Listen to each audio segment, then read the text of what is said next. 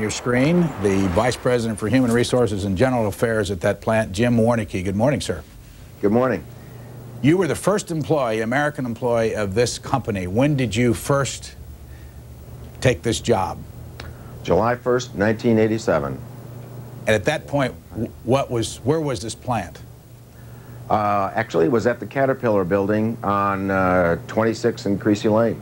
So we had leased 8,000 square feet from them and decided that was our temporary headquarters.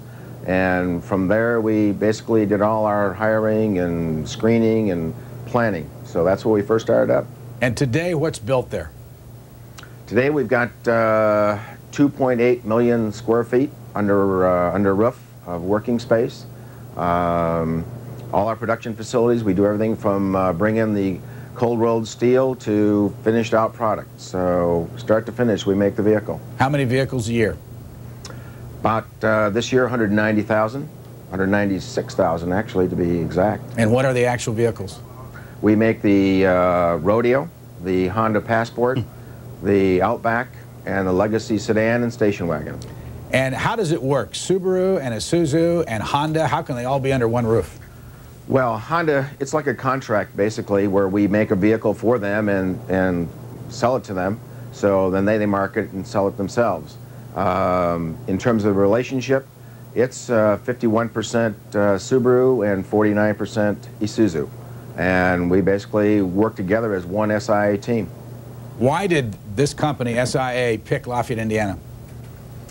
I think it was a combination of reasons. I think the transportation, the highway system in Indiana was definitely a factor. The relationship with Purdue University and their engineering and technical schools. The quality of the workforce. I think at that time there was roughly 6% unemployment. So we had significant available prospects in terms of employees and associates. And of course the incentives. We got a very, very good incentive package from the state of Indiana. How many people work there, Jim Warnicke? Right now, right around 3,000 people. 300 roughly administrative, and the balance are production associates. How many of those were born in Japan? Less than 100. And what jobs did they have? They usually are in engineering, technical advisory, financial positions, more administrative, as opposed to actually involved in building the product.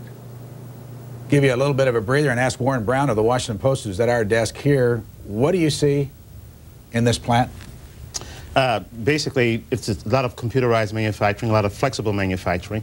They have the ability to quickly change over from one model to the other, which is basically what they're doing is they're running, say, an Isuzu Passport down the line, and then the Passport comes down the line, and then a Rodeo comes down the line. It's all computerized, for the most part, and it's a pretty high-tech plant.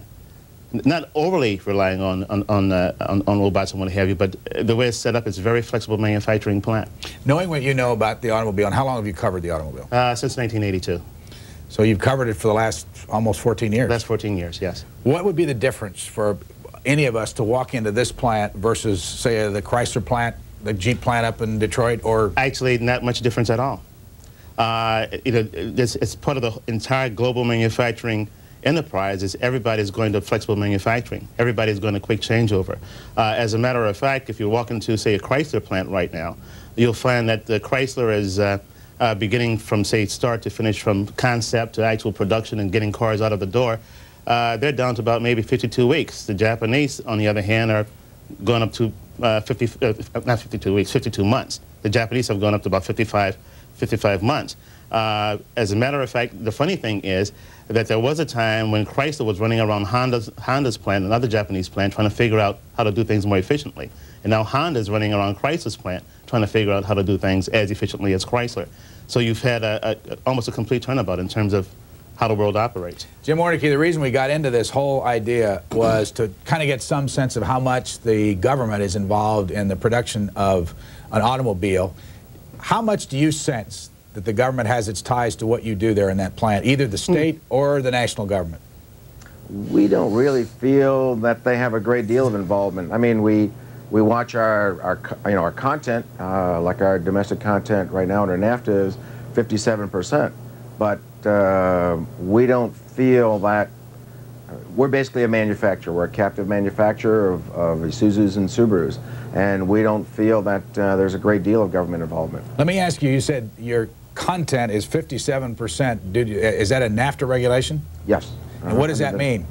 That means basically, you know, what our content is in terms of parts and labor added value. So that's kind of how we calculate it under their guidelines, under the government's guidelines. Later on, we're going to look at some of the items in the plant that were produced in other countries. Just off the top of your head, how much comes from other countries, and what kind of items and what countries? Well, our engine and transmission basically come from Japan, the basic block. We accessorize it with parts here domestically. But all the sheet metal, for instance, all the sheet metal comes from northern Indiana. The paint comes from Michigan. We get parts, really, we're trying to very, very diligently over the next several years to get up to 75% in terms of domestic content. And Warren Brown, you kind of snickered a little bit when I said how much does the government have to do with it? The government is a design partner, okay? The government is a design partner with every manufacturer doing business in the United States, certainly with every manufacturer manufacturing in the United States. That's everything from emissions coming from the plant to emissions coming from the car. The safety equipment on the car, emissions control equipment on the car,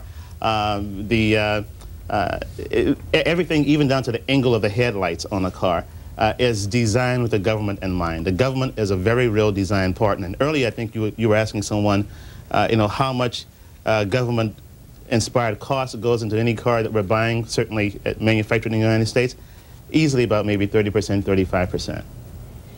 Let me show both of you a clip of a comment by a Professor Babson from Wayne State University up in Detroit earlier in this week when he talked about unions and the impact of unions on American automobile manufacturing. And then I want to ask Jim Warnke I'm going to ask him the specifics about what he says about the fact that, are you totally non-union there?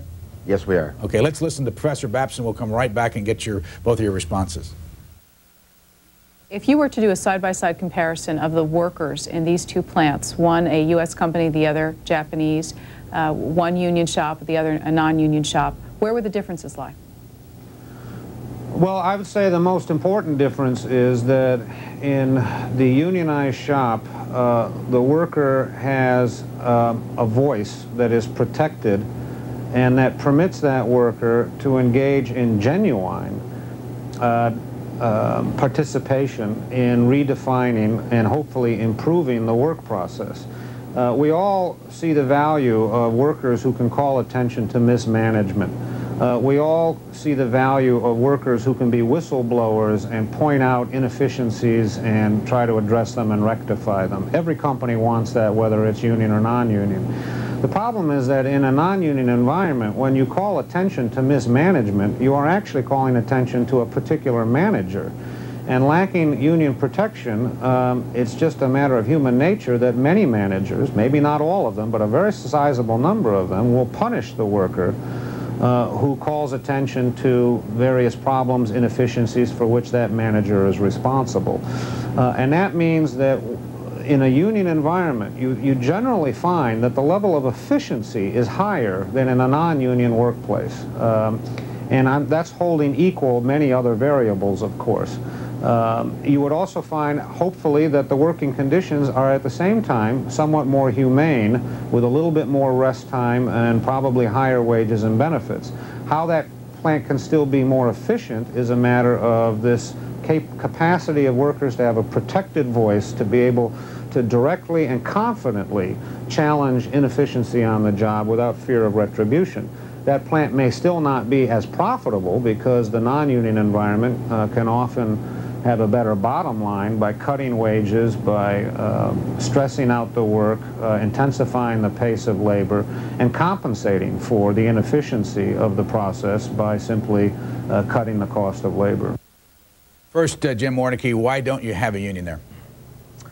Well, we don't really think it's in the best interest of our associates. We have a very, very open environment. We kind of joke a little bit. We say we don't really have an open door policy, and we joke about that because we don't really have offices that have doors. We basically have an open office environment, Production associates are free to come talk with me, any of the executives, any of the officers. We have actually what's called a peer review process. So if an associate has a complaint or has a termination involved, they basically can appeal to their own peers for whether it's fair or not fair.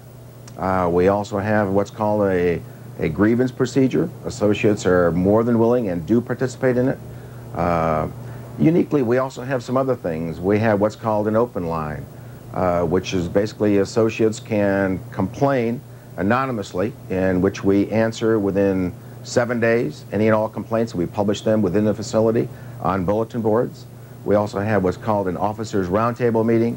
We meet with 12 associates randomly selected with the officers of the company to discuss anything they want to about any manager, about any supervisor, and we assure that the fact it is anonymous and there's no retribution. So we have provided a number of systems and a number of open avenues where people can freely discuss what they would like to, complain about what they would like to, with no fear of reprisal. Let me ask you about wages. We've heard this week that something like the average wage is $17 an hour for an auto worker. When someone starts there on the line, we just saw a young lady there working on a car, what kind of money does she make an hour?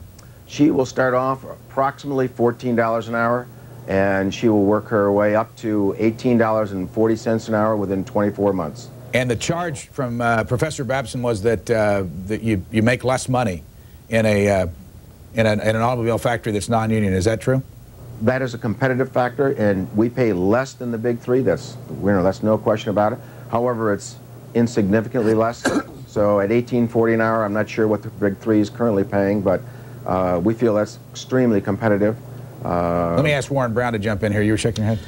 Yeah, the wages paid are not really all that terribly insignificant. All of these companies, both the union and the non-union operators, are basically competing for quality, they're competing for workers and what have you. The wages tend not to be that much of a difference. Professor Babson would say, though, that because the union is there, that's why those wages are high. Well, Professor Babson has a point. One reason why workers at, say, SIA would have competitive wages is because the workers at the UAW plants, as well as the workers at, say, New United Motor Manufacturing, Inc., which is a GM Toyota plant out in Fremont, California, also have, union-inspired wages. And so therefore, say if Mercedes-Benz is coming in, as they have come in down in Alabama, BMW has come in also down in the South, they are paying extremely high wages for those areas and almost competitive wages with the UAW. What would be, at a 14-hour wage, what would be the education level of people that come to work there on the line? We have an average of a high school education. And how does that wage track with other people in the Lafayette, Indiana area? I would say the average wage in this area might be around $12 an hour. Let me ask you this, though. Also, Professor Babson said that the working conditions are more humane at a union shop and that there are higher benefits there and that you might not be, that the union shop might not be as profitable as you because there's a better bottom line at a plant like SIA. What's your take on all that? We've got about 2.9% of the market between Subaru and Isuzu. So we are struggling with competition all the time. I think our associates work very hard. Yes, I do. But I think we provide an excellent work environment for them. I think we're competitive. We have an absolutely full-time medical clinic on site with a full-time physician, nursing staff, rehabilitation center. We try very, very diligently to take care of our people. I definitely think they work hard, but I don't think we overwork them. No, I don't. I don't think that the working conditions are any more or less humane at a union shop versus a non-union shop. The Mitsubishi Motor Manufacturing, for example, out in Normal, Illinois, is a union shop. And we've all heard about the working conditions there, which are changing because of a lot of public pressure and lawsuits and everything else. But certainly if you look at, say, Mitsubishi Motor Manufacturing, which is a union shop, versus SIA, which is a non-union shop, and you say, well, is one more humane or less humane than the other, it becomes not exactly an arguable point. We got to go to the phones. We want to ask Jim Warnicki, where were you born? Grand Rapids, Michigan. Where'd you go to college? I went to Aquinas College in Grand Rapids, Michigan, and also went to graduate school in Loretto, Pennsylvania, to St. Francis. What did you study? Business in undergraduate school and personnel and labor relations in graduate school. Before you got to SIA there in Lafayette in 1987, which is almost 10 years ago, it was actually July 1st, what kind of places did you work? All manufacturing, Koppers Company in Pittsburgh, PA, National Can in Marion, Indiana, and Quester Corporation in Bay City, Michigan.